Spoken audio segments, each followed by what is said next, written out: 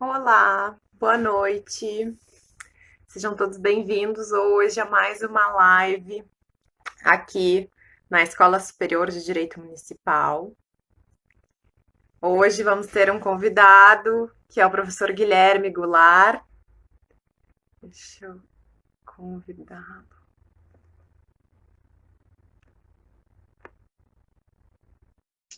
Olá, consegue me ouvir? Aham. Boa noite, Ótimo. professor, tudo bom? Boa noite, eu agradeço o convite, fiquei muito feliz aí de poder participar hoje aí com vocês para conversar um pouquinho sobre esse assunto aí que tanto nos interessa, né? Que tanto nos preocupa também, né? Nos tira o Sim, sono porque né, envolve, praticamente. envolve os nossos dados, né? Exato. Não, mas digo também com relação ao município, né? Nossa preocupação Ah, aí de estar sempre adequados e evitar, né? Porque é um tema recorrente que acaba sendo uma preocupação dos gestores atuais. Então, uhum. Guilherme, mais uma vez, obrigada por estar aqui com a gente hoje. A gente está muito feliz mesmo, porque eu conheço já a tua trajetória há muito tempo, sei que tu trabalha com esses temas muito tempo, é especialista no tema, então eu acho que não teria pessoa melhor para a gente convidar e estar ouvindo aqui hoje.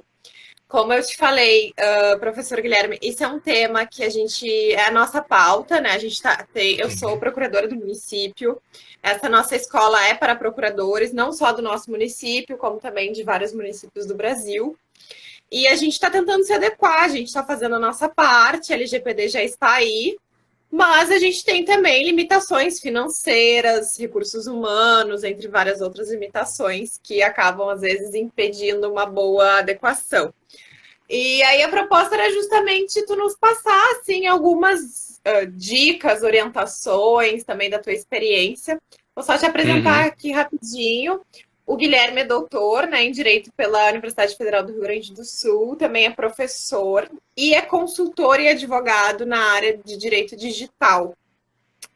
Então, o professor fica bem à vontade para expor, né, esse tema. Até eu estava falando, convidei o Guilherme porque eu estava lendo um artigo que ele escreveu com o professor Menck, justamente explicando sobre o dever, né, de segurança, integralidade e confidencialidade dos dados. Esse artigo dele está no Tratado de Direito de Proteção de Dados, que é um dos maiores livros aí na temática de proteção de dados. Então, vou te passar a palavra e fica à vontade para falar uns 30 minutos por aí, e aí Tá, depois a gente pode conversar mais um pouquinho, de uma forma tá mais certo. interativa, tá bom? Tá certo, então, Obrigada. obrigado, eu gostaria mais uma vez, então, de agradecer a professora doutora Daniela Copete Cravo, né, pelo convite, pela oportunidade de falar sobre esse tema aqui. Também agradecer a Tatiana Rosler pela organização. E é um prazer estar aqui pela primeira vez, né, na Escola Superior de Direito Municipal para falar sobre a questão de vazamento de dados, né? E a pergunta que vocês trouxeram, que vocês propuseram aqui hoje, ela é bem objetiva, né? Vazamento de dados, o que fazer? É. Mas aí eu acho que nós temos, ela é bem objetiva, né? Ela demanda uma preocupação bastante prática, né? Mas eu, antes de falar sobre essas questões mais objetivas e dicas, digamos assim, eu gostaria de dar alguns passos atrás, ou pelo menos um pequeno passo atrás, e para fazer alguns relacionamentos com a questão do vazamento de dados e com outras áreas do conhecimento e também com a questão do direito. Né?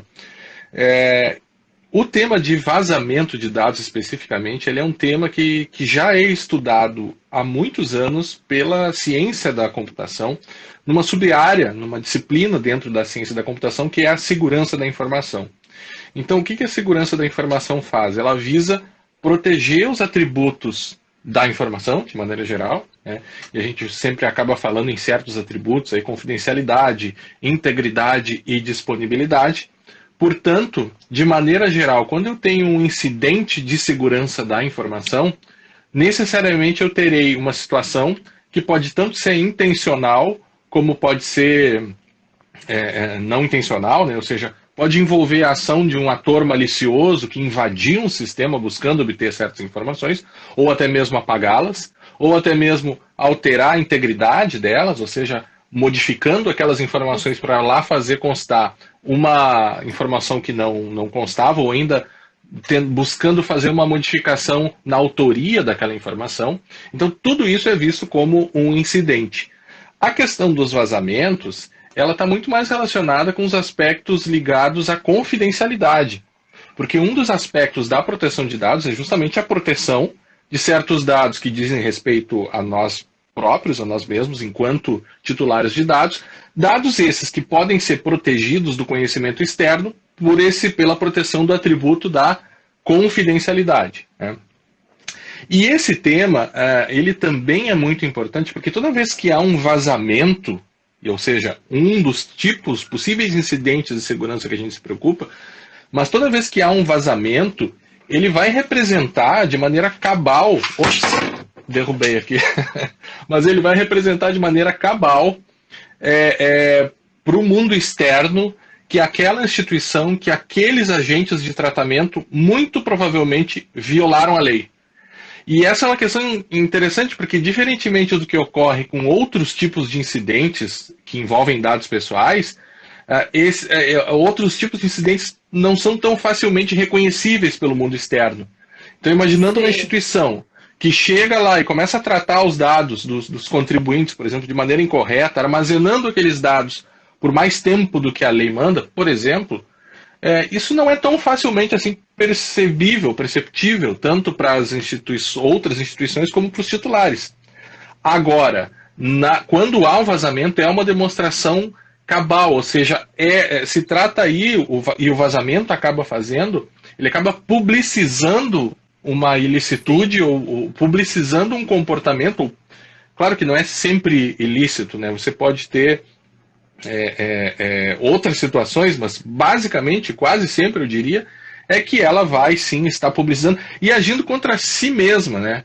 Porque a lei, a LGPD coloca uma obrigação dos agentes de tratamento, de maneira geral, seja uma empresa, ou seja, quem quer que seja o agente, né?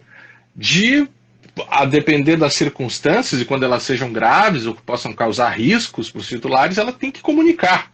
Comunicar tanto à autoridade de proteção de dados, como comunicar aos próprios titulares. E do ponto de vista se a gente for falar em incentivos, ou até mesmo por aqueles que gostam de análise econômica do direito, por exemplo, a gente vai ter um incentivo muito perverso aí, porque embora a lei mande comunicar, a empresa se comunicar está, de certa forma, reconhecendo ali um potencial ilícito que, quando houver uma investigação, no mais das vezes acaba havendo ou a atuação de um agente malicioso, mas atuação essa que acaba explorando erros ou vulnerabilidades ou problemas causados pela própria organização de maneira geral, né? Então, essa é uma questão bem interessante também. Além disso, o Brasil ele não tem uma cultura de proteção de dados, não tem uma cultura muito grande também de segurança da informação, e no mais das vezes, aqui no Brasil, claro que não é algo exclusivo do Brasil, né? Ninguém gosta e ninguém lida com tanta tranquilidade assim com vazamentos de dados, é sempre algo difícil de se lidar. Mas, aqui nós temos uma questão de lidar muito mal com a questão do vazamento, sobretudo quando a instituição é avisada por terceiros. Então, o que acontece muito assim, na área da segurança da informação, né? Você tem pesquisadores, você tem estudiosos, você tem acadêmicos, ou seja, são pessoas que estudam esses tipos de fenômenos, e às vezes eles percebem, na sua atuação cotidiana, navegando num site, entrando num sistema, eles conseguem perceber de forma, às vezes até ocasional, que ali que tem um problema ali. Eles conseguem perceber isso. E o que acaba acontecendo? Por um dever ético, ou por um dever aí de cidadão, eles acabam, esses pesquisadores, sem nenhuma finalidade criminosa ou pedindo dinheiro, nada disso. Eles simplesmente querem comunicar àquela empresa que ela tem um potencial problema, uma potencial vulnerabilidade, ou ainda que está passando por uma situação que pode estar colocando ou disponibilizando dados de maneira indevida. E muitas vezes, o que acaba acontecendo é que essas instituições vão contra aquele que comunica.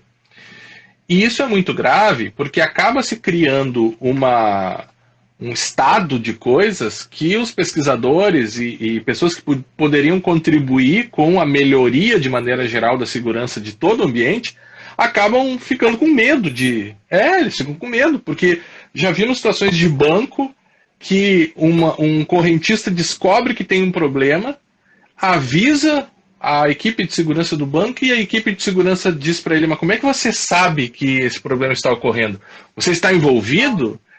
É você que está praticando isso? Né? E, obviamente, se você estivesse envolvido, não avisaria, né? Muito dificilmente isso ocorreria, né? Então, essa questão da cultura, ela é muito complicada, ou seja, os gestores de tecnologia e de segurança, eles lidam muito mal, de maneira geral, claro que há exceções, mas lidam muito mal com essas comunicações. Né? E agora o que acontece? Até hoje, e claro, talvez a exceção aí das atividades bancárias que possuem normativas, regulamentações do Banco Central, do Conselho Monetário Nacional, no sentido de estabelecer boas práticas de segurança bem especificadas, né? Até hoje essas coisas ficavam no âmbito lá de uma responsabilidade geral, responsabilidade civil, evitar danos, CDC, responsabilidade do administrador e toda essa coisa. Agora nós temos a LGPD que manda, que coloca critérios, inclusive, de segurança e de sigilo. Ou seja, não há mais como esses gestores que antes se negavam a receber informações ou se negavam a colaborar em situações de incidentes, não lidar com isso de maneira mais séria, né, e mais desenvolvida. E outro problema aí que também envolve essa questão de identificar agora não sei se caímos. Estão me ouvindo? Tô te ouvindo. Tá. Ele ficou um pouquinho. Tá ótimo. Então eu dizia que às vezes é muito difícil você identificar a fonte do vazamento. Né? O que importa, tanto numa questão, num problema de atribuição, ou seja, num problema de eventual responsabilidade posterior, ou seja, você não consegue apontar, você não consegue provar, ou a autoridade, ou, né, as autoridades que estão investigando aquele incidente, elas não conseguem comprovar que aqueles dados saíram daquela instituição, ou vazaram daquela instituição. E para dar apenas um exemplo, talvez o maior exemplo que houve no Brasil, que foi o recente vazamento da Serasa, né, de 223 milhões de brasileiros, isso saiu em tudo que é jornal especializado, foi no Fantástico, ou seja, teve uma semana aí que só se falava nesse tal vazamento. Né? E a grande questão era, e até onde eu sei isso ainda não foi esclarecido até agora, era, isso saiu ou não saiu da Serasa? Porque você tem dados de 223 milhões de pessoas, ou seja, praticamente todo mundo, né, inclusive pessoas mortas e tal, e você não consegue sequer dizer numa primeira mirada de onde aqueles dados saíram. Isso é uma questão interessante, porque a atribuição, muitas vezes, serve como um incentivo para que as instituições também tentem sempre esconder o incidente. O que a lei vem agora, a partir de agora é trazer um incentivo no sentido de dizer, olha, se você não divulgar, se você não atuar para regular ou para cuidar desse incidente, as sanções que vão ser aplicadas para ti, instituição, podem ser maiores, porque tu não colaborou, tu tentou esconder. Né? Então, isso a partir de agora começa a se desenhar de uma forma totalmente contra a corrente. Nós temos contra a cultura, contra os próprios incentivos econômicos, e aí é uma questão bastante difícil. Né? Como eu disse antes, as instituições elas ficam nessa situação de terem incentivos para não lidar publicamente com aquilo. Né? Repetindo também uma coisinha, mas isso é bastante importante, a gente fala sobre vazamentos, mas a gente está lidando aqui com algo maior, que é lidar com incidentes que envolvem dados pessoais. Né? E esses incidentes podem envolver tanto a questão da confidencialidade, ou seja, viola-se a confidencialidade por meio de um vazamento, mas a gente tem outros incidentes que são igualmente relevantes e que acabam, né, e que nós acabamos lidando com eles mais ou menos da mesma forma, seja um vazamento ou seja uma indisponibilização de dados. E aí eu dou um outro exemplo que foi também bastante comentado e saiu na imprensa, inclusive afetou os advogados, que foi o caso do STJ, que ficou 5, 6 dias fora, né? Veja, e nós ficamos ali naquele, quando houve aquele incidente, né, preparação de material de aula, que fui procurar umas jurisprudências, pensei, bom, provavelmente foi só a parte processual que caiu, né? Não, jurisprudência, e aí você fica pensando, Nossa, Nossa, e se a gente de repente perder a nossa jurisprudência? Você teria um nossa, impacto, sim. né, terrível. Ah, Mas veja que ali, também até onde se sabe até agora, né, ou ao que se descobriu até agora, nós não tivemos ali uma violação da confidencialidade, portanto não foi um vazamento. Foi uma sim, violação, sim, da disponibilidade. Ou seja, o criminoso entrou lá, criptografou os dados, exigiu uma recompensa, não foi dada e recuperaram os backups sim. e se demorou 5, 6 dias para recuperar tudo. Mas notem que eu trago esse exemplo para dizer também que, às vezes, o vazamento não é a pior coisa que pode acontecer. Perder Sim, pode completamente os dados perder a pessoais pode ser mais grave. Né? E se sim, vocês colocar. inviabilizar um serviço, né? Imagina um município sem os dados do cidadão. Não consegue. Era o que, exatamente. O que um município faria, era onde eu ia chegar, né? O que um município faria se os. Claro que há municípios de muitos tamanhos e que usam Claro. sistemas dos mais complexos aos mais simples, né? Agora, o que isso importaria? E veja que aqui nós estamos falando de dados pessoais, mas quase sempre, né, você vai ter dados pessoais sendo tratados também pelos municípios, dos contribuintes, de cobrança de impostos e sabe-se lá o que mais que pode envolver em sistemas que tratem dados. Então, hoje o nosso tema é vazamento, mas nós também temos que nos preocupar com essas outras questões. Amplo senso. Incidente amplo senso. Né? Claro. Exatamente, exatamente. Porque a forma que a gente vai lidar com o controle disso tudo ela é mais ou menos semelhante. Né? Claro que os impactos tendem a ser diferentes.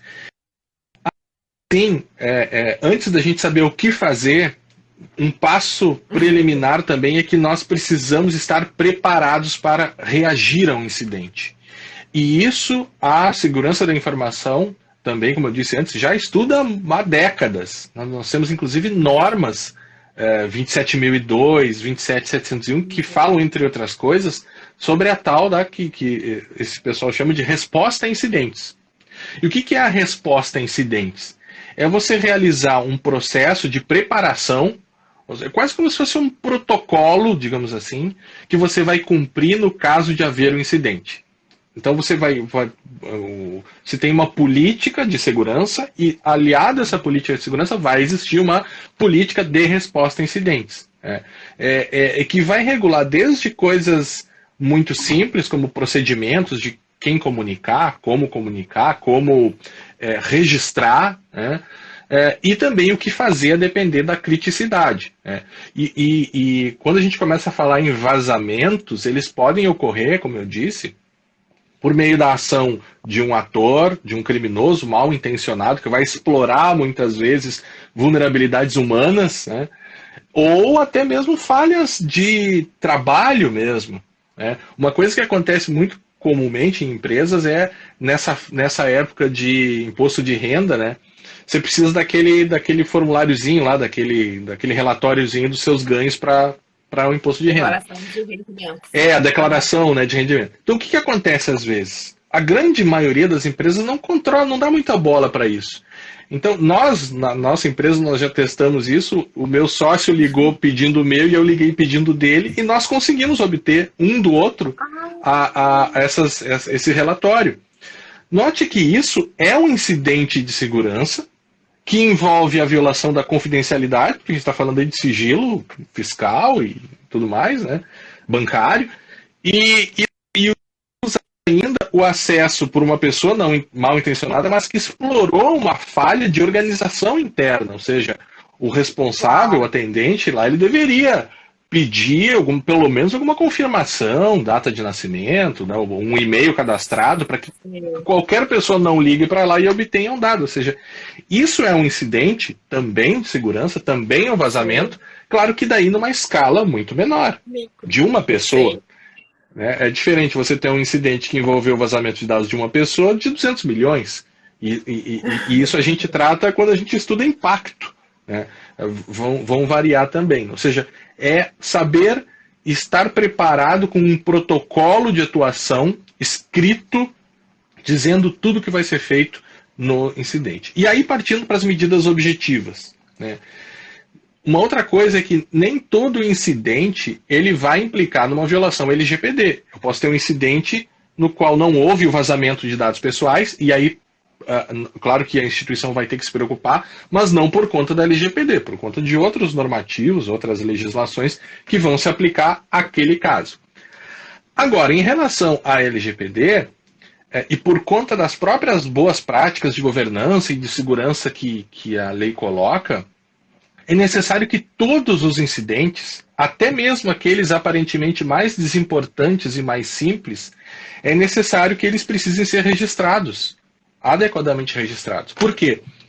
Porque não raro a instituição não consegue perceber imediatamente que aquele incidente, que aquele problema interno foi a fonte de algo maior que vai aparecer lá na frente. Então, como medida de boas práticas todo incidente precisa ser registrado. E quando eu digo registrado, ele vai precisar passar por vários critérios de categorização. Ou seja, houve um incidente, você detectou, registrou. Vai ter que indicar ainda a própria criticidade desse incidente, ou seja, vai ser com base nessa criticidade que nós vamos tomar a decisão de, conforme o artigo 48 da LGPD, comunicar a autoridade nacional e os titulares ou não. E isso é muito complexo, porque até o momento, a gente sabe que a autoridade nacional está dando os primeiros passos agora, para quem acompanha essa disciplina, está sendo montada, né, as suas regras internas de funcionamento estão sendo recém-feitas, enfim, né, então é algo que ainda está em desenvolvimento, mas se espera que, assim como ocorre na Europa, né, por conta do cumprimento do GDPR, que a autoridade nos dê critérios para nós, instituições, nós, agentes de tratamento, nos dê critérios para que a gente consiga definir se aquilo é um incidente grave o bastante para ser comunicado para a autoridade e para os titulares, ou seja, os titulares dos dados, né, ou se é um incidente menor que não deve ser comunicado. Né? E aí, nós temos coisas assim que são muito potencialmente bobas, com perdão da palavra, né?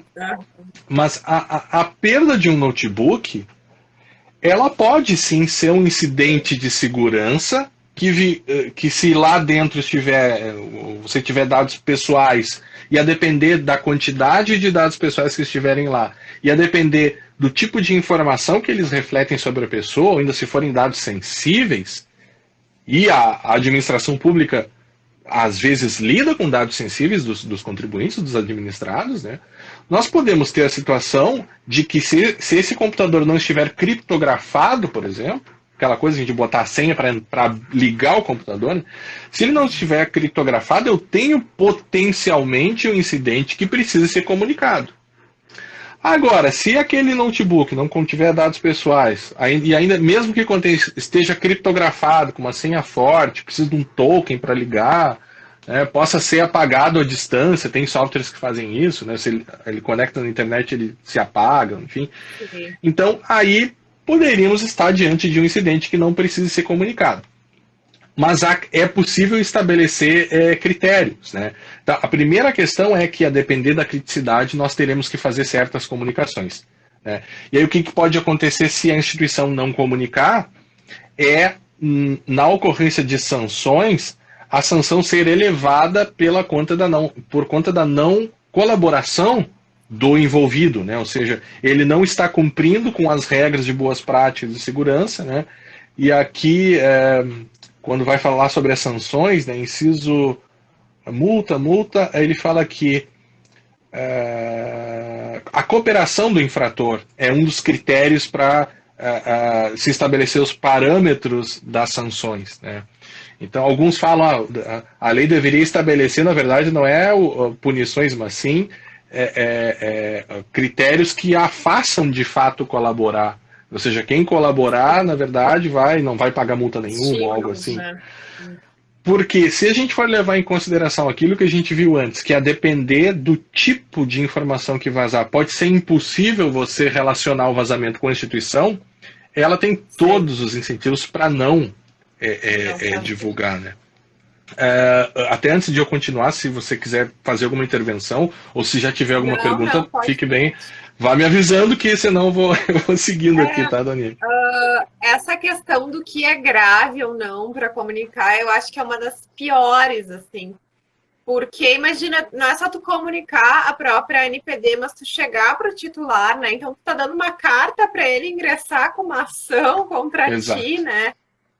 É muito delicado. E até tô falando de questões de incentivos, eu não sei até que ponto esse tipo de avanço que a lei pensou, ela realmente vai estimular essa comunicação. Porque, claro, a comunicação é importante até para tu se blindar, talvez mudar tuas senhas, mudar alguma coisa, enfim, ou até as próprias instituições, sabendo desses acontecimentos, começarem a pedir outros dados em alguma autenticação, algum serviço, né, para confirmar que aquele ali realmente é o usuário, enfim. Mas, ao mesmo tempo, eu não vejo, assim, realmente é quase te levar à própria morte da instituição, assim, comunicando, dependendo do caso, né? Aí entrar com ações civis públicas contra. E então é uma coisa assim que me preocupa e eu não sei o que pode ser gravidade, principalmente considerando que são direitos da personalidade. Tudo Uhum, pode ser grave. Claro que o notebook talvez seja muito menos grave pela quantidade de informação e número, mas o que é grave, né? Ah, então quer dizer que 100, se for 100 pessoas, dados de 100 pessoas não é grave, por que será que não é grave, né? uhum. Mas porque a gente vê muito as notícias de um número grandioso, né? 200 milhões, então assim, é a É, população inteira e mais um pouco. Mas será que é isso que realmente é grave, né? Eu fico pensando. Claro mas é uma das, assim, das coisas que eu acharia mais complicado, eu, do direito, né? Você na sua consultoria, eu como procuradora, se viesse essa dúvida. Porque eu vejo que tem vai ter muita atuação junto com o pessoal técnico, gestor e de TI, também os jurídicos de virem nos perguntar, isso é grave? A gente tem que comunicar esse caso, é grave? Porque eles podem entender que é grave em termos uhum. técnicos. Mas eu vejo também tem uma mescla jurídica. E aí, como é que você levaria em consideração, né, para dizer se é grave ou não? Essa é, é a pergunta de US$ 1 milhão, né? Na verdade, aquilo que você comentava antes dos incentivos, isso nós vamos começar a ver como isso vai se delinear aqui no Brasil quando de fato começar a atuação da autoridade, né? Porque o que acontece na Europa? O sujeito, uma operadora que começa a mandar e-mails para os titulares, para aqueles que inclusive deram opt-out do recebimento de informações, de informações de marketing, que é algo tolo, se você for pensar. O cara deu opt-out, mas continua recebendo e-mails. A empresa recebe uma multa milionária lá. Então, a autoridade ela vai dar uma calibrada nisso, ou seja, se as multas de fato forem altas, isso vai dar um incentivo para que as instituições, todas elas, atuem de maneira a evitar o máximo possível a ocorrência de um incidente, porque elas saberão que se o incidente ocorrer e ainda assim elas não colaborarem, a sanção pode ser muito grande. E a lei dá essa possibilidade, ela traz a possibilidade Sim. de 2% e a questão dos 50 milhões, né? Agora, então, eu penso, né, que essa questão vai estar muito conectada com a atuação da autoridade. Agora, a questão da criticidade nesse protocolo de resposta a incidentes, uma das fases desse protocolo é a classificação. Então, vamos imaginar, alguém dentro da instituição ou um sistema automatizado registra que houve um incidente. Até aí ninguém foi informado, ninguém sabe, é apenas um registro. Aquele registro vai passar por uma classificação e uma verificação inicial para ver se ele ocorreu mesmo, se ele não precisa ser arquivado, se não é algo, né? E depois passa pela classificação. Quando você identificar se aquele incidente envolveu outros dados que não pessoais, aí a classificação é de outra forma. Agora, se ele envolveu dados pessoais, na Europa nós já temos guidelines, ou seja, guias que estabelecem e que dão critérios objetivos para fazer essa classificação.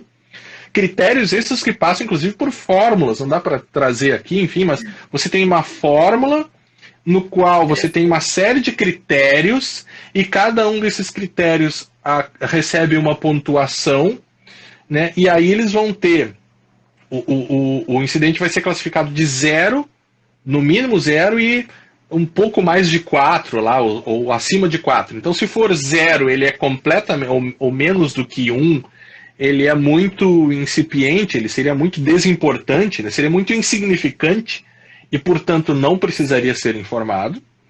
Ou se ele chegar, e aí vai indo de 0, né? 0 é o baixo, depois você tem médio, alto e muito alto em nível de criticidade. Seriam 4 graduações, indo de 0 a 4 nessa soma. E isso é feito, isso existe já há muitos anos lá, que é a European Union Agency for Network and Information Security. Ou seja, a gente pode beber dessa fonte tranquilamente até o momento em que a autoridade nacional não se movimentar, no sentido de pegar esse documento e trazer critérios. Né? A autoridade dia desses estava, na sua atuação, já começou a recolher lá subsídios justamente para a questão de classificações de incidentes. Né? Então mandou para as instituições bancárias, enfim. E dia desses a gente estava com um cliente dando sugestões, enfim, e uma das sugestões foi essa: olha, a gente já tem coisas prontas aqui, né? Claro que vai ter que se adequar. Muito boas. Claro, claro. E assim, isso que eu ia te perguntar, Guilherme. Tu acha que para a realidade brasileira desses modelos que já tem, desse que tu citou, tu acha que teria que adaptar alguma coisa para a realidade, ou a realidade é a mesma, independentemente de ser Brasil, União Europeia? Os sistemas jurídicos. O nosso modelo ele é bem europeu, né? O nosso modelo de proteção de dados que se montou aqui e foi reconhecidamente bebeu na fonte europeia, né? Ao contrário de outros lugares, né? Então, nesse sentido, e por conta até da Europa, a grande maioria da Europa, o ordenamento jurídico ser de civil law também traz algumas aproximações, né? Sim. Agora, eu acho que dá sim utilizar esse critério, esse documento da ENISA, porque os critérios que ele leva em consideração são critérios bem objetivos, no sentido de valerem para qualquer situação de vazamento. Né? Então eles vão levar em consideração o contexto do processamento, a facilidade da identificação daquela pessoa no caso do incidente ou do titular e as circunstâncias da violação. Né? Então, o contexto leva em consideração coisas como quais as categorias dos dados que foram que estão envolvidos nesse incidente. E veja, a gente está falando incidente de maneira geral. Né? Isso vai valer tanto para vazamento quanto para perda. Né? Então você vai ver quais as categorias. São meramente dados cadastrais, é somente vazou o nome e o endereço da pessoa, vazou o nome e o telefone, vazou o nome e informações bancárias, vazou o nome e informações médicas, e aí eles têm tabelinhas que daí você vai, olha, se é somente o nome da pessoa, você tem uma criticidade ali um tanto quanto menor. Até porque o próprio nome é algo... Eu não estou dizendo que não seja um incidente, ou que não deva ser investigado, ou não deva ser punido. Agora, somente vazar o nome, né, tal pessoa é nossa cliente. Também tem questões interessantes aí, né? A gente pode se tratar de uma loja qualquer, ou seja, o professor Guilherme compra no iFood. É um dado, enfim.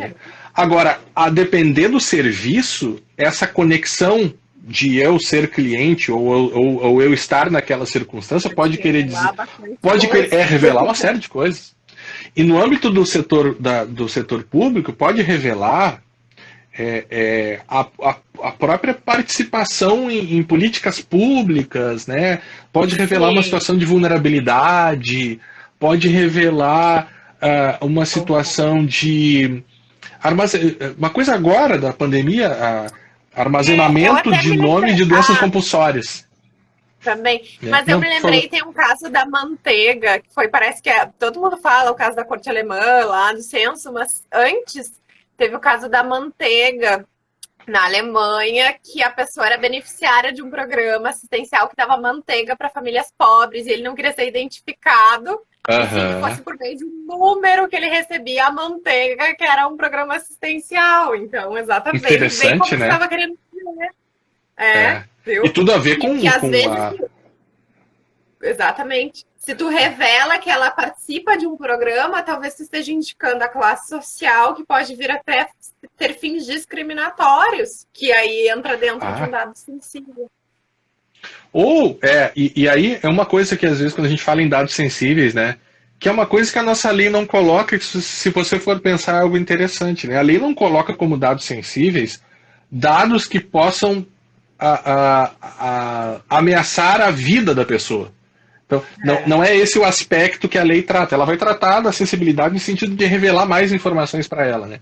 Agora, imagine uma situação de vazamento, e veja, a lei não fala sobre isso, mas imagine uma situação de vazamento de uma política pública qualquer que tenha a ver com proteção de testemunhas ou com localização de mulheres, Lei Maria da Penha, um abrigo para mulher.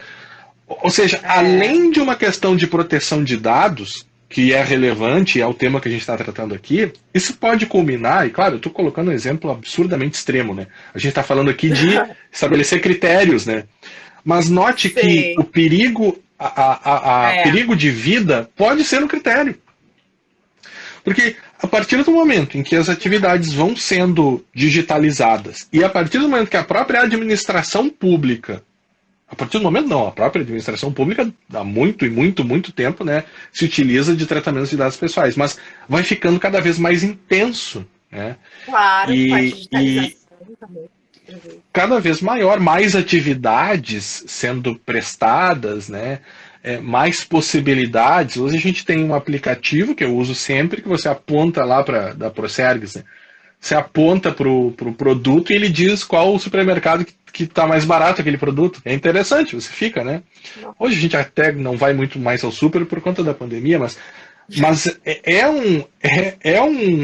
um aplicativo que pode parecer uma bobagem, né? Mas a depender de como ele é construído, ele pode estar registrando quais os produtos que eu consumo. E veja, está ligado com a administração pública, porque o sistema é da Procergs, pega a nota fiscal eletrônica, né? Você tem muitas, né? Dados comportamentais, né? Dados, assim, e a gente ainda está só na questão do contexto. E além dessa natureza, nós temos ainda a questão do volume dos dados, como a gente comentou antes, pode ser o dado os nossos dados, o dado da professora Daniela e o dado do professor Guilherme, duas pessoas, né, que estão participando da live, por exemplo, ou você pode ter 200 milhões, ou seja, a categoria dos dados, o volume. Outra coisa interessante, se aqueles dados já estavam disponíveis ou não antes do vazamento, porque você tem, né, inclusive certas políticas públicas, né, por força de lei, você precisa publicar certos dados, né? Interessante, exatamente. Então, é um incidente, mas o contexto do tratamento daquilo já estar público, né? Claro que a própria questão da publicação de salários, por exemplo, que é uma coisa super debatida, assim, a gente tem, né, Claro. você tem, me parece ainda assim, violações na própria publicação do jeito como é feito. Talvez a gente tenha que reinterpretar a questão da publicação de salários por conta da LGPD. Né? Que é algo que se fala meio pouco, assim, é uma coisa consolidada, assim, não, a nossa atividade de transparência é publicar salários, é muito mais do que isso, né? Transparência ativa, aquela coisa toda, né? Sim. Não, mas eu acredito que pode vir a ser revisitado, sim, a decisão, né, do STF. Não duvido. Até pelo avanço das coisas, né? E até pela própria compreensão da dimensão de que esse dado, às vezes, está sendo utilizado por empresas para outras finalidades, né? Por meio de, claro. até gerando inferências por dados que são disponibilizados, né? Mas eu acho que pode vir a ser, eu acredito que venha a ser discutido essa questão. Até no próprio, aqui me misturando, mas já que falou, o próprio TCU tinha decisões que ele dizia que CPF não era dado pessoal. Não é, assim, antes da LGPD, obviamente, né? mas ele Sim. entendia que publicar qualquer contratação do poder público, tu tem que publicar o CPF da pessoa, porque ao ver dele não era dado pessoal. E eu entendo essas interpretações que eram feitas, até porque se tinha a intenção de proteger a informação pessoal, então tudo que fosse relacionado à intimidade, honra, vida privada, e aí CPF não diz respeito à vida privada, honra, intimidade, né? Sim. Que o que a LGPD visa a avançar, né? Que dá Sem um dúvida. critério objetivo, a gente não vai entrar nessa discussão de privacidade ou não, e sim um critério objetivo. Mas, que nem tu falou, eu acho que pode vir a ser modificado, mas eu achei bem interessante isso que tu falou, né? Bom, pode ser que vazou ali a lista, a folha de pagamento dos servidores. Pô, qual é a relevância disso se já tem no portal de transparência, né? Talvez esse vazamento não seja tão impactante. Não que não tenha que ter adoções, Claro. mas talvez para as finalidades assim de mais drásticas, né? Talvez não seja interessante. Bem interessante essa colocação. Achei muito É boa. diferente você ver o vazamento de salários de pessoas que não são funcionárias públicas, né? Claro. E agora eu estou puxando de cabeça que teria que até buscar melhor, mas se não me engano tem até anotei para não esquecer aqui, um artigo da professora Regina Linden do Ruaro com a professora Temis, se não me engano, é Regina e a Temis, em que elas falam justamente, isso pré-LGPD, né? Discutem de forma crítica, não, essa história de sair publicando salário de todo mundo não é bem assim. Né? Ou seja, elas meio que anteciparam esse debate para o pré-LGPD, né? Uma tendência que acaba havendo... Você conhece? Conheço. E eu até tive a oportunidade de estar num evento com as duas, e aí a pergunta era essa, e elas recusaram o artigo delas, que é um artigo assim antigo, não é de agora, né? Eu acho que ele é de 2011. Uma coisa engraçada é que a professora Temis escreveu a tese dela, não era sobre salários, mas a tese da professora Temis foi em 98 sobre proteção de dados, mas foi na Espanha, né? Então, eu acho bem legal, assim, porque ela tem uma trajetória, assim. Ela falou, finalmente, eu tô desde 98 falando, finalmente chegou a hora de eu poder falar sobre o tema. Você tem, por exemplo, a professora Temis com uma visão de proteção de dados europeia, né, muito forte, inclusive, na agência espanhola, é muito conhecida. Assim como o professor Danilo tem o pé na Itália, também muito forte, né? Enfim, você tem a nossa doutrina, ela está muito europeia, assim, porque tem que ser, não tem como ser. Eu vejo, estou elogiando, na verdade. Foram os melhores em termos de proteção, né? Exatamente. Mas é interessante porque do ponto de vista nessa revisão que a gente precisa fazer, né, que é o princípio da necessidade também, né? Se você não precisa daquela informação, você não deve tratá-la. Isso se aplica a todo mundo, inclusive à administração pública. Agora, outras atividades, assim, né, que isso envolve o outro requisito, que seria a facilidade da identificação da pessoa. Porque você pode ter dados vazados de 200 milhões de pessoas, de forma que você não consiga identificar quem é quem. Quem é quem? Claro, dependendo do contexto, né? Porque o mero número identificativo, ou seja, eu não digo que é a professora Daniele, mas eu digo... Daniela, né? Não é Daniele, Daniela. Professora Daniela, eu não digo que é a professora Daniela, mas ela tem um código que só pertence a ela, e eu sei que a professora Daniela mora em tal lugar, ou faz compras em tal lugar, ou o registro de identificação dela na prefeitura é esse, ou seja, indiretamente eu ainda consigo identificar. Mas claro que é indireto. Eu não estou incidente. Uma coisa é outra coisa é ter os dados todos de forma que eu não consigo identificar ninguém no incidente. E aí eu vou levando essas questões em considerações para dar as notas, né? Ou seja, envolveu a foto das pessoas. Isso é uma coisa interessante, né? A foto, você vê, e a depender da foto, isso pode ser muito intenso. Né? Então, muitos a facilidade da imagem. O próprio local. E aí, olha que interessante, né? essas próprias tentativas da administração pública lidar, por exemplo, com câmeras, com monitoramento, com cercamento eletrônico, sabe? Eu não digo que isso não deva ser feito, o ponto não é esse. Sim. Mas isso vai precisar levar em consideração, a partir de agora, como essas informações vão ser usadas, porque cercamento eletrônico, fotografia de carros, aquela velha história da multa, né? Começaram quem está do lado da pessoa que foi multada ou causaria problemas conjugais para o sujeito lá que estava acompanhado porque não deveria.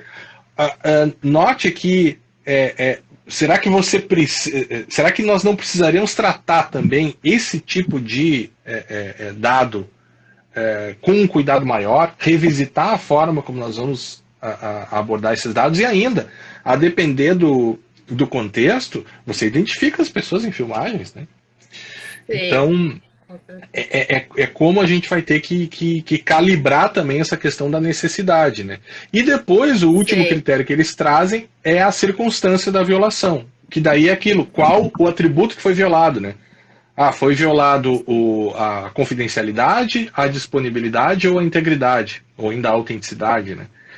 Então, vai variar. No caso do STJ, foi a disponibilidade e foi de um jeito que, se fosse, de fato, se não tivesse backup, eu não tivesse conseguido recuperar o backup, além da circunstância brasileira da epidemia, que seria extrema, nós também estaríamos, né, com outro problema, que seria praticamente a eliminação de uma instância, né?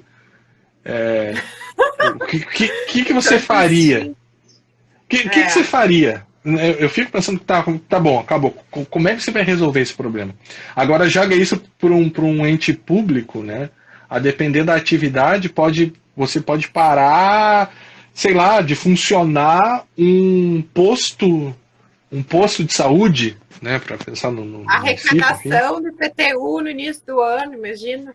Você pensou? O que você vai fazer, entende?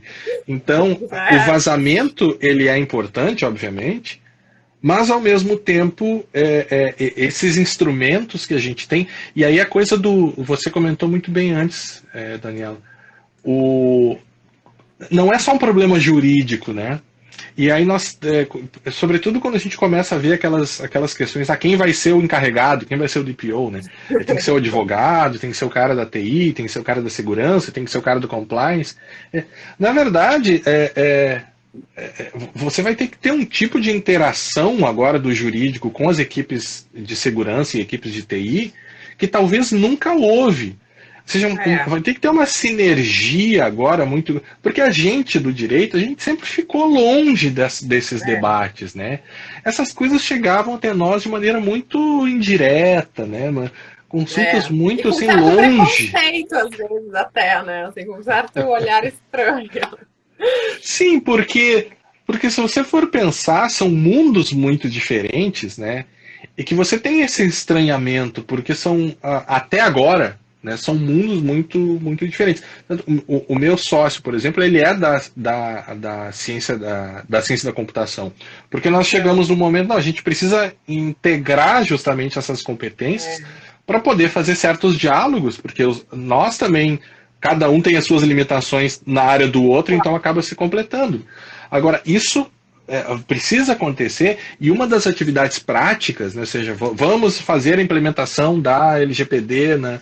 Ou seja, é a criação de um comitê interdisciplinar, isso todo mundo acaba falando, né? E esse comitê interdisciplinar vai ter que trabalhar e tomar decisões como essa. Vamos comunicar ou não? Tá bom, por que nós vamos comunicar ou não? Porque a depender do caso, você sabe isso muito melhor do que eu, você tem até problemas de responsabilidade aí, né? Do próprio agente. Se comunica ou se não comunica, né? Você vai ter dos dois, né? Porque, veja, você comunicou, você vai ter a ação do titular. Claro, depender do grau, né? Sim. Agora, você não comunica também, você pode ter uma omissão ali ilícita, né? E isso se aplica tanto na administração pública quanto nas empresas. Lei de SA, por exemplo, bancos. Você tem regras lá que estabelecem o que vai acontecer no caso da omissão do administrador, ou seja, ele é comunicado, olha que interessante, O administrador é comunicado que tem uma falha grave ou que está havendo um tratamento de dados ilícito dentro da sua instituição e ele decide, não vou comunicar, não vou fazer nada. Né? Pela compreensão geral da LGPD, o comunicante deveria fazer uma comunicação de incidente, de risco. Né? Ou seja, comuniquei lá para a doutora Daniela, né, que houve esse risco aqui. Bom, aí a doutora Daniela está com um problema ali, porque ela vai ter que ter critérios para, não vou fazer nada, vou sair. E beber na fonte europeia, né, como fez a doutora Temes, o Danilo, a própria Laura Schertel Mendes, aí do direito alemão, que a gente tinha esquecido antes, né? A gente pode trazer, não só pode, como deve, o pessoal comenta, tropicalizar essas coisas. E era isso que eu esperava, e ainda espero, na verdade, que a autoridade já estivesse fazendo, sabe? Porque, claro que a gente tem outros problemas, o nosso modelo burocrático, né? Nós temos um modelo assim, que é um pouco, às vezes um pouco mais fechado, né? Mas eu esperava que ela já estivesse trazendo boas práticas, com grupos trabalhando, grupos de trabalho, sabe? Sim, e isso ainda não aconteceu, né? Eu também penso assim, em pequenos assim, enunciados, talvez, ou soft law, assim, porque tá tendo muita confusão interpretativa, começar pelo operador e o controlador, umas coisas assim básicas, que estão botando lá o estagiário do MP, pobre do estagiário, sabe, como operador. Então dá para ver que tá tendo problema, porque as instituições, tu largou, as instituições querem fazer, só que tu não tem, os livros não têm as coisas práticas, só que se tu também não tem nenhuma orientação, cada um tá fazendo do seu jeito. Claro. Então, assim como a gente está se adequando e a gente tem as mesmas dificuldades que a NPD tem, né? Falta de pessoal, falta de orçamento. Então, né, eu não sei até que ponto esse discurso de a gente só tem 50 funcionários, a gente só. Mas assim, né, não sei até que ponto isso realmente é inviabilizante para já estar tendo essas orientações, enfim. Mas eles estão fazendo, estão super vocacionados, mas eu acho que falta, assim, sabe? A gente está num campo muito inseguro, não no campo de incidentes, porque até tem, né, essas normativas, enfim. Mas eu penso assim, no setor público, eu acho que na União Europeia houve muito desenvolvimento na iniciativa privada, para a iniciativa privada. Então, em termos de consumidor, mas a aplicação da proteção de dados no âmbito da administração pública, como a União Europeia tem aí 27 Estados-membros, já não me lembro mais, cada um provavelmente tem a sua regulamentação nacional para aplicar nas suas instituições. E eu pelo menos, não achei tantas fontes assim que pudessem ser internalizadas para a administração pública, porque é um pouco diferente, assim. Sem dúvida. Então, eu acho que ia ser legal, assim, que já tivesse orientações, porque a gente quer se adequar. E aí, se a gente se adequar do jeito que a gente acha que e depois vai vir e não vai ser, é um custo, é uma perda de tempo, uma insegurança que se gerou, né? Então, eu acho que tudo certo também. E o trabalho, né? Ou o retrabalho de ter que fazer de novo certas coisas, isso é muito complicado, né? E o peso, e ao mesmo tempo tu tem o peso nas costas de tipo, tu não pode não fazer, tu não pode não se adequar a uma lei que já está em vigor por custos reputacionais, daqui a pouco é um cidadão que põe na imprensa alguma coisa, né? É um cidadão que entra no judiciário e aí tu vai dizer que tu não fez nada porque tu estava esperando a autoridade vir, né? Eu sei que a autoridade não é a dona da lei, mas ela está ali para dar essa orientação e as diretrizes por uma coisa que é nova para nós, né? Infelizmente é nova. E o custo político, né? O custo político do gestor, ele também deve ser levado em consideração como um potencial impacto de incidentes, porque hoje, e essa é uma coisa interessante do Brasil, há muitos grupos de pesquisa, instituições ligadas na proteção de privacidade e proteção de dados, que estão sempre muito atentos, sabe? Exato. Ou seja, em São Paulo começou a ter o negócio lá do das portas do Metrô. metrô, olha, veio aquilo e aquilo parou de acontecer. E ficou É, um pouquinho um custo político para o gestor, não tem como não dizer que não ficou, né? Isso claro. deve ser levado em É, consideração também, né?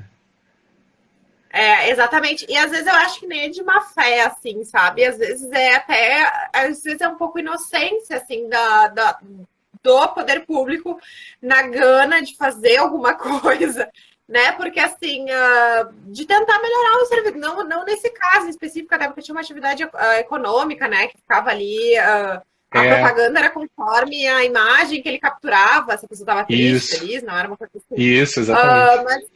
Eu digo mais assim, tipo, às vezes, compartilhamento de dados dentro da própria administração.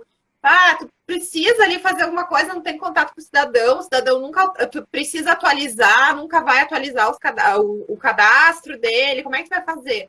Então, às vezes, tu quer fazer, né? O gestor quer fazer, e isso é um medo também. Eu sei que foge um pouco, mas até, Guilherme, porque assim, tu tem uma experiência LGPD, não em LGPD, né? Mas no digital. Eu tenho muito medo desse medo.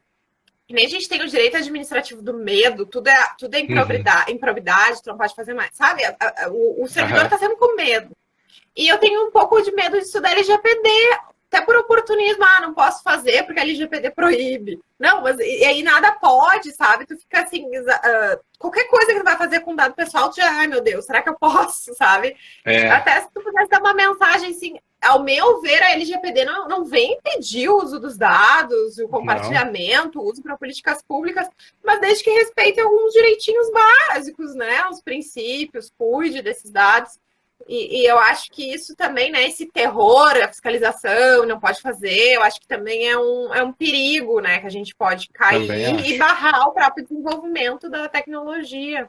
Também acho. Concordo totalmente contigo, não acho que é por meio da multa, pelo menos não num primeiro momento, né? Porque se a gente for ver a questão da cultura, a gente olha para a União Europeia e vê leis de proteção de dados desde o início da década de 70 lá na Sim. Alemanha, né? Então, não dá para olhar para lá com a mesma forma que a gente vai olhar para cá. Não me parece que essa questão da sanção, sabe?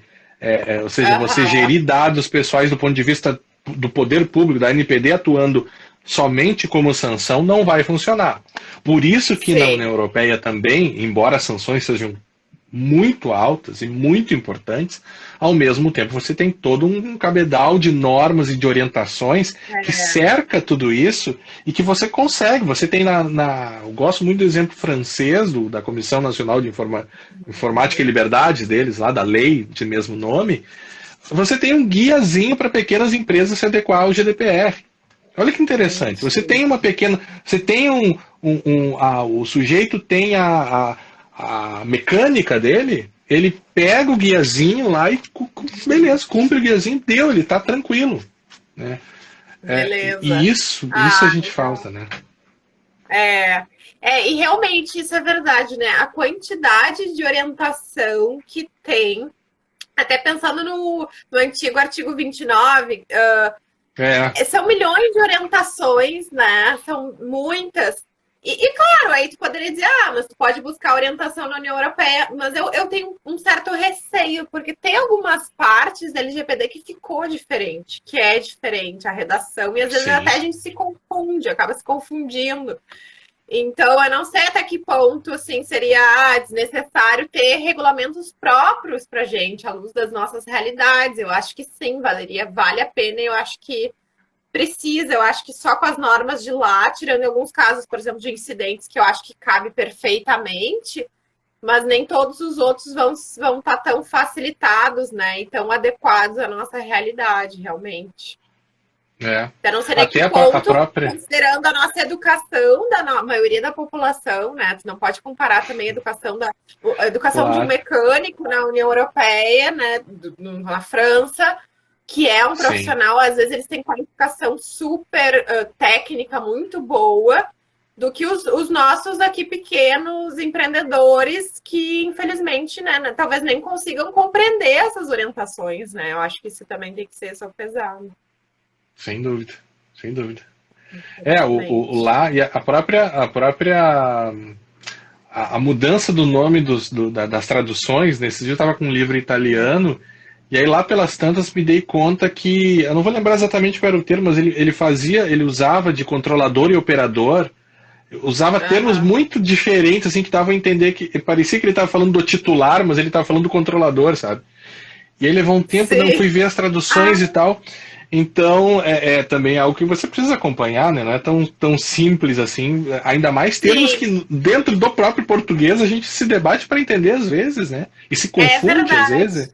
É A verdade. figura que você É falou que do. nem esses dias eu estava vendo um artigo que foi traduzido de uma professora alemã e ela usou o termo era para ser traduzido por princípio da precaução que a gente tem no direito Uhum. ambiental, que é aquele quando tu não Sim, sabe os riscos, o empreendedor tem que se responsabilizar mesmo que não tenha comprovação de que eles existem.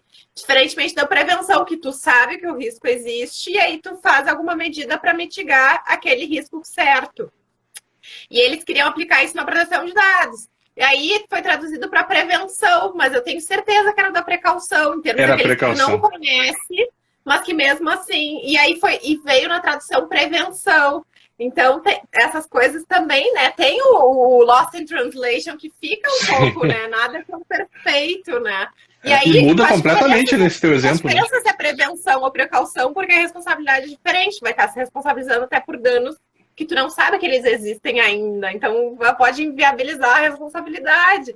É, Mas é, o próprio controlador lá, não sei, eles falam de processador, né? Eles falam do processor, eu acho. é do Não é processor, né? operador. Não é É, o operator, né? Não, muda. E como tu colocou antes, né? E aí é um problema, na verdade, de direito comparado, né? É você também conhecer as limitações e saber se situar e saber como usar o direito comparado aí. E às é, vezes até usado, bom você ter tocado nisso, né? Não se trata somente de você dizer, não, lá é assim e aqui tem que ser, ou lá não é assim e aqui é e isso é ruim porque lá é diferente. Você tem técnica para lidar com direito comparado e a gente tem que ter um cuidado. Ainda mais quando você fala em administração pública, aí é mais, no exemplo que você colocou, como você muito bem disse, muda completamente de figura, né? Então, às vezes, a é. própria, no direito comparado, você fala isso, né? Você tem que ter muito cuidado, porque às vezes um instituto de mesmo nome, em dois ordenamentos jurídicos diferentes, São o diferentes. instituto tem o mesmo nome, mas são coisas diferentes, né? Então, até São. isso, o pessoal meio que se perde e meio que só sai citando GDPR. Isso não é direito comparado. É, é. Sim, só transportou sem fazer esse cuidado, né? Mas é bem isso, mas eu gostei muito, assim, Guilherme, porque eu acho que tu deu várias dicas, assim, sobre não é o desespero, né? E eu acho que deu várias, assim, Insights. algumas insights que eu imagino que se vier a acontecer, por exemplo, né?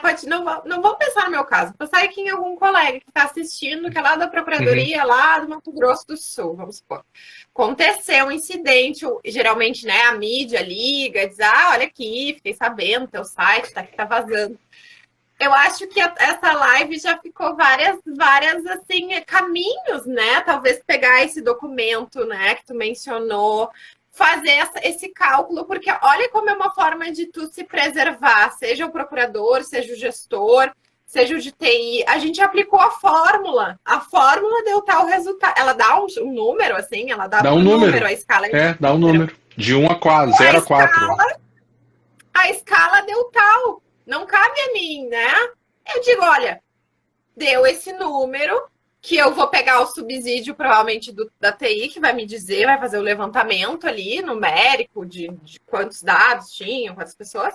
A gente faz, e aí fica, né, ao gestor decidir, vou comunicar ou não vou comunicar. Mas isso aí até para o próprio gestor, ele se resguarda também. Porque se ele fez, se ele comunicou porque tinha base para comunicar.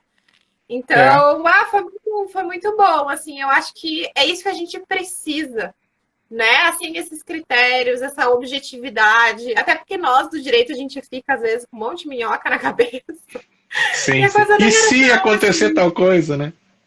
É. Eu achei muito legal, assim, gostei muito. Deixa eu ver Que bom. aqui qual tempo que a gente tá. É, eu sei Ai, que tem um já tempo, são né? 9 horas, passou voando. Passou muito rápido. É uma Eu hora, achei que era né? tipo. É, 1 hora. Eu achei que era tipo 8h40 por aí. Não, mas já são 9 horas, infelizmente.